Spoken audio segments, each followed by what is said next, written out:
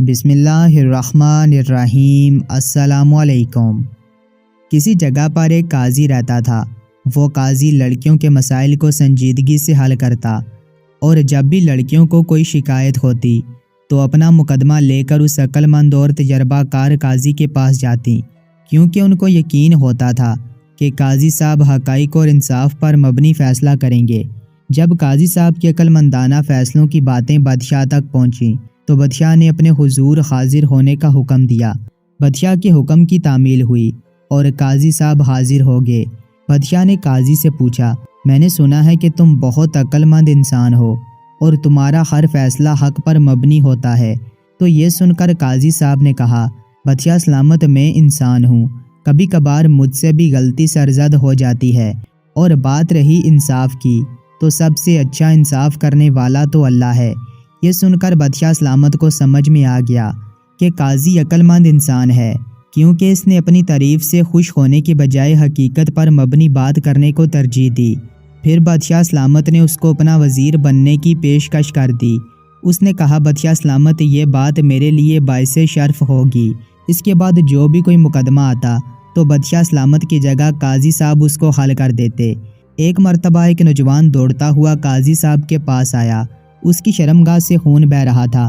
قاضی صاحب نے اس کو تعجب بھری نظروں سے دیکھا تو اس نوجوان نے کہا، قاضی صاحب، میری بیوی نے میرا نفس کاٹ ڈالا اور میری اپنی ہی بیوی نے مجھے نامرد کر دیا۔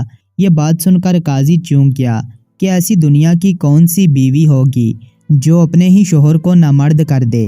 پھر قاضی صاحب نے حکم دیا کہ اس کی بیوی کو حاضر کرو۔ جب اس آدمی کی بیوی کو حاضر کیا گیا تو قاضی صاحب نے پوچھا کہ اے لڑکی، شاید تم دنیا کی پہلی لڑکی ہوگی جس نے اپنے ہی شوہر کو نامرد کر دیا ہو۔ اس کی بیوی نے کہا، قاضی صاحب، آپ حقیقت کو نہیں جانتے۔ قاضی صاحب نے کہا کہ تم اگر ہم کو حقیقت سے آگاہ نہیں کرو گے تو ہم کو کیسے پتہ چلے گا؟ لڑکی نے لرزتی ہوئی آواز میں کہا، قاضی صاحب، ہم دونوں کے بابا اکٹھے تجارت کرتے تھے۔ جب ہم دونوں بچپن میں تھے تو انہوں نے آپس میں وعدہ کیا تھا کہ ہم دونوں آپس میں اپنی بیٹی اور بیٹے کی شادی کریں گے۔ جب ہم دونوں جوان ہوئے، میرے بابا نے مجھے کہا کہ بیٹی، میں نے تمہیں بہت نازوں سے پالا ہے۔ آج میں تمہیں ایک بات بتانا چاہتا ہوں کہ میں نے تمہاری شادی بچپن ہی میں اپنے دوست کے بیٹے کے ساتھ مقرر کر دی تھی۔ وہ میرے ساتھ تجارت کرتا تھا اور ہم دونوں کی دوستی کی لوگ مثالیں دیتے تھے۔ اگر تم چاہو تو میری پسند میرے وعدے کے مطابق اس لڑکے سے شادی کرو۔ میں نے اپنے بابا کو کہا، اگر آپ نے میرا رشتہ کسی دوسرے کے ساتھ بھی مقرر کیا ہوتا تو میں ضرور کرتی۔ میرے بابا نے میرے سر پر ہاتھ رکھا اور چند دن بعد ہماری شادی ہو گئی۔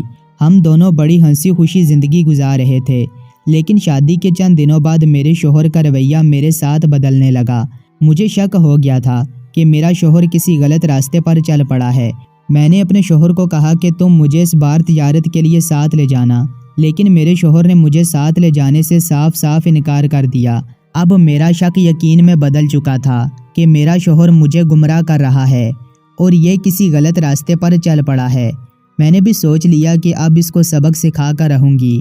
جب میرا شوہر اپنے قافلے کے ساتھ روانہ ہو گیا تو میں پیچھے گھوڑے پر سوار ہو کر اس کی جاسوسی کے لیے نکل پڑی۔ سفر بہت طویل تھا، لیکن ہم جلد پہنچ گئے۔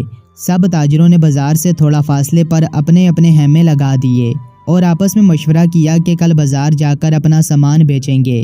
جب میں نے دیکھا کہ میرا شوہر اور باقی تمام تاجر اپنے خیمے لگا چکے ہیں تو میں بھی پیچھے رک گئی اور ایک درخت پر چڑھ کر بیٹھ گئی اور اپنے شوہر کے خیمے پر نظر رکھنے لگی۔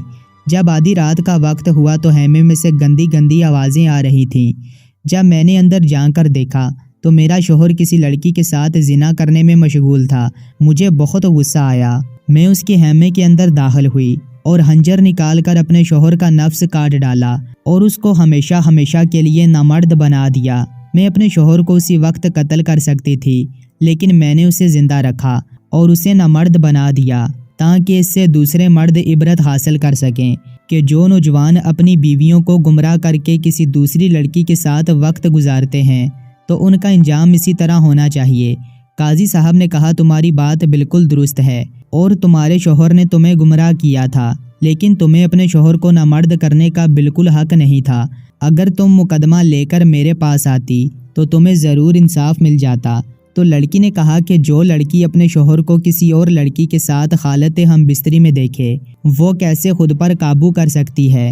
قاضی صاحب نے کہا تمہاری بات بالکل درست ہے، اس لیے میں تیری سزا کم کر رہا ہوں۔ اس کے بعد قاضی صاحب نے اس لڑکی کو 1 سال کے لیے زندان میں بند کرنے کا حکم دے دیا اور حکم دیا کہ بادشاہ کی سلطنت میں موجود تمام مردوں کو جمع کر کے اس آدمی کو ان کے سامنے کھڑا کر کے ان سب کو اس نوجوان کی مکمل کہانی سنائی جائے تاکہ اس آدمی کو دیکھ کر باقی مرد عبرت حاصل کر سکیں۔ کہتے ہیں کہ اس کے بعد تمام عورتوں میں حوصلہ اور ہمت آ گئی اور کسی بھی مرد میں اتنی جرأت نہ ہوتی کہ وہ اپنی بیوی کے علاوہ کسی کی طرف بری نظر بھی اٹھا کر دیکھے۔